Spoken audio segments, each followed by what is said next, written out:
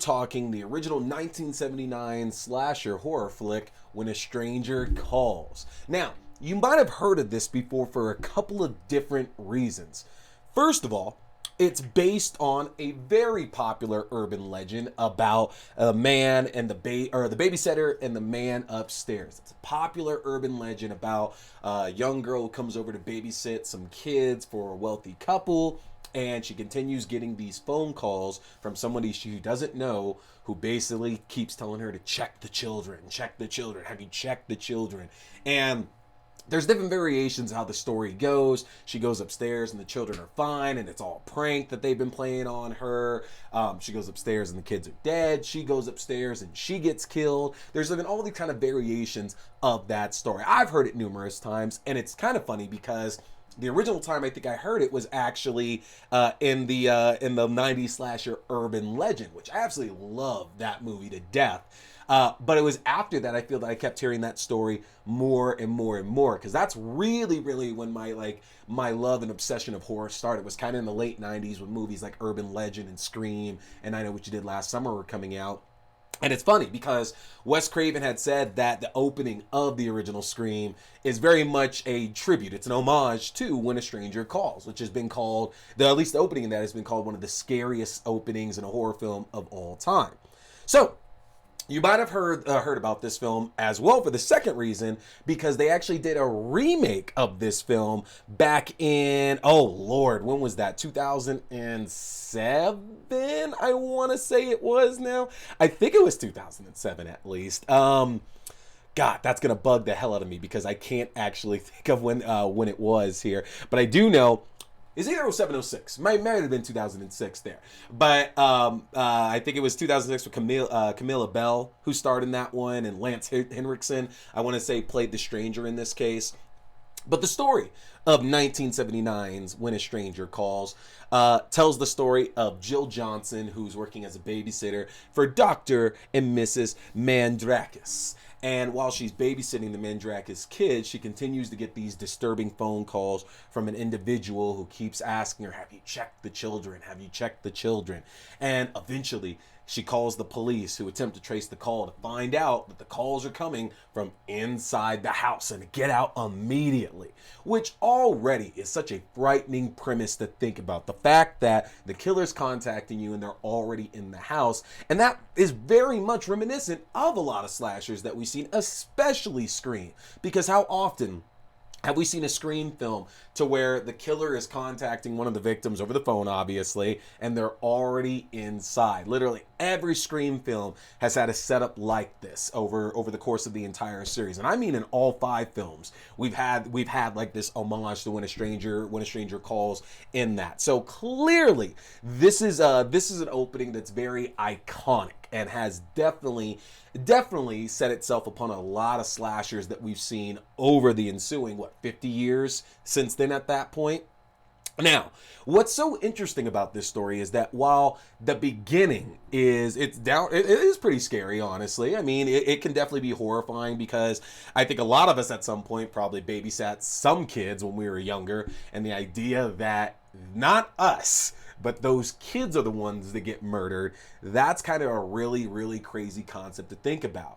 And what's super interesting about this, in this entire film, and I'm going to give a spoiler because we're over the 10-year rule and everything, those kids are the only victims of this entire film, besides the killer himself at the end of the movie. That in itself is kind of chilling to think about. There are only 2 victims in this movie, and they're both children, and they both die at the beginning of the film. That's creepy as shit now. But it sets the stage properly. And what we get is a very interesting horror story, because in the 70s, I feel that and I've talked about this when I talked about Slumber Party Massacre before, because this also seemed kind of reminiscent of that. to where there is no mystery about who the killer is. We're shown who the killer is from the very beginning, kind of like Slumber Party Massacre and a lot of other horror films that came out between like the mid to late 70s and early 80s as well too. You know, this isn't your Halloween, it's not your Nightmare on Elm Street, your Friday the 13th, to where like, yeah, we might know who the killer is, but we have to get there, and it's not your typical slasher where the mystery is trying to find out who the killer is. We know who the killer is. So after the beginning of the film, the killer is sent to a mental institution. And look, that has never worked in a horror film before. Sending a killer to a mental institution, at that point you might as well just be giving them an extended vacation, because they're absolutely going to come back and they're absolutely going to wreak havoc at that point. And that's pretty much what happens. It's interesting because the film shifts narratives after that opening. So we see the killer get sent to a psychiatric facility, and then we fast forward to 7 years later. And at that point, we're not even following the character of Jill Johnson anymore, who's the babysitter at the beginning of the movie. We're now kind of actually following the killer, because the killer ends up escaping from the psychiatric facility, and he ends up meeting a random woman in like a bar he's trying to become friends with, or possibly could be trying to murder as well too. And we find out that the policeman, who I think was a lieutenant, that arrested him in the first place, John Clifford, who's played by Charles Durning, finds out that this killer named Duncan has escaped the psychiatric facility. And due to the way that Duncan killed these kids, which he describes as he just ripped them apart with his bare hands, they couldn't even identify the remains at that point, which again, it's chilling because it's more about being heard and not seen at that point there. Like, it's easier to kind of put it in your mind and be more terrified of that. That's effective storytelling at that point. And John Clifford has this grudge, obviously, against Duncan at this point, to where it's up to him to stop him, but he's not looking to take him in. He's not looking to take him back to a mental facility. He's looking to end his life for the carnage that he caused.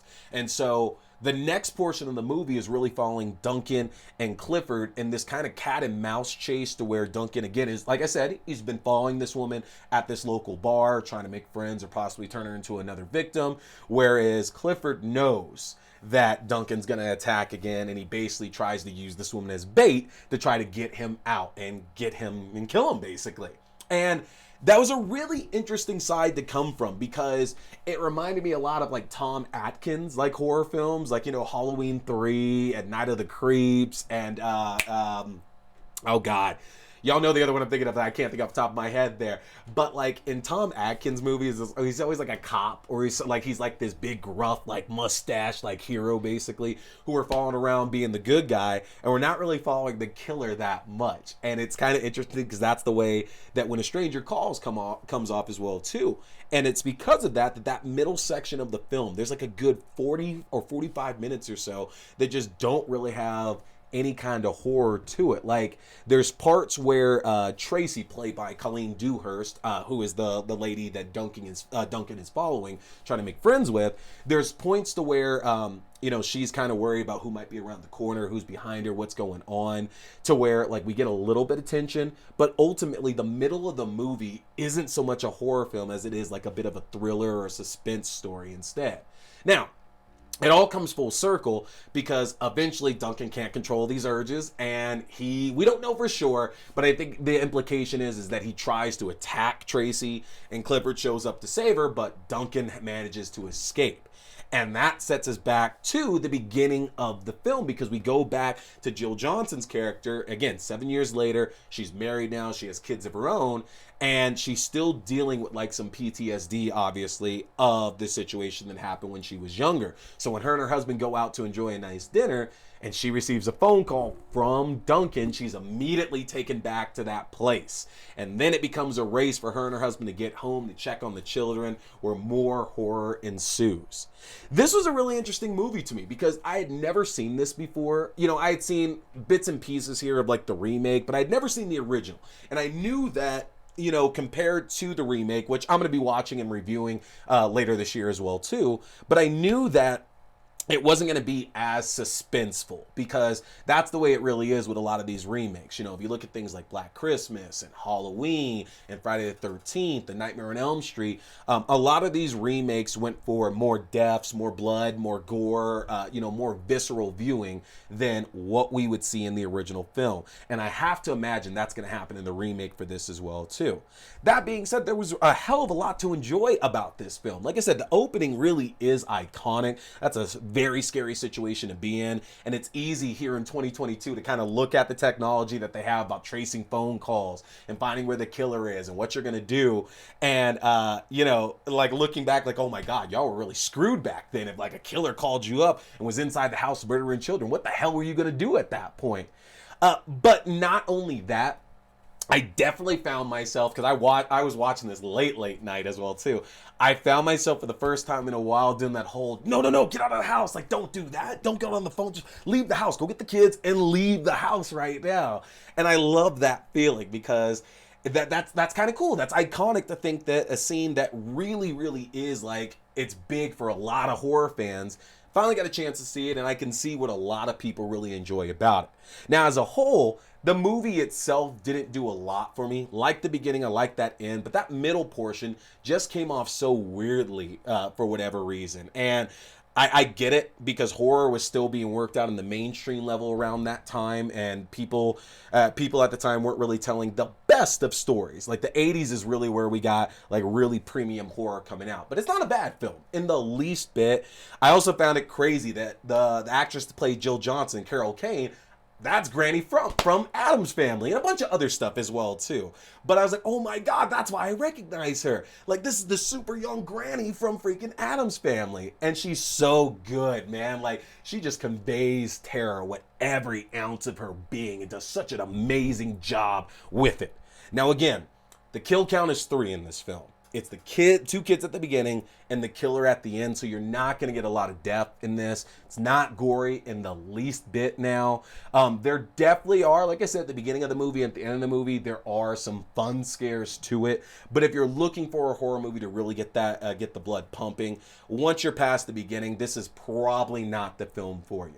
Would still recommend it though. You definitely want to check it out. It's free to watch right now on Prime Video, so you want to give it a look if you got the time to do it. This is 1979's When a Stranger Calls. Hey everybody, I appreciate you checking out this video, whether it was a review, whether it was a new episode, whether it was an unboxing, an interview, or whatever else. I want to remind you can check out my separate reviews also on my YouTube page, and new full episodes go up every Wednesday night on YouTube at 8:30 p.m. Mountain Standard Time, and on your favorite podcasting platforms at 8 p.m. Mountain Standard Time. Don't forget to hit that subscribe button, like and share. My name is T.